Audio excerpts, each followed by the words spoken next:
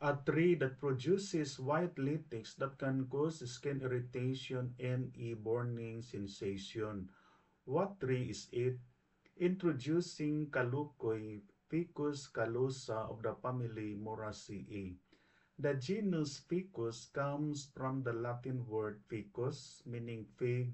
Since ancient times, this term has referred to various fig species. The species Calusa comes from the Latin calusus, meaning thick-skinned or callus.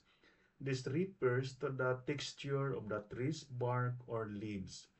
Caluco is a large evergreen tree from the fig family. It produces white latex or colorless sap that can cause skin irritation and a burning sensation, making this tree resistant to borer and termite attack. It has a very light yet relatively strong wood, often used for making boats, furniture, boxes, and plywood. Its fruits can be eaten when cooked.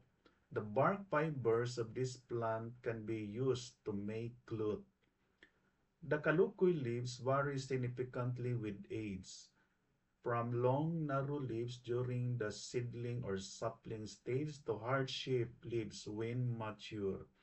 This is marks caring for the environment is not only a choice but a responsibility. Our efforts, even if small, when combined, can make life for a better future. Thank you and God bless.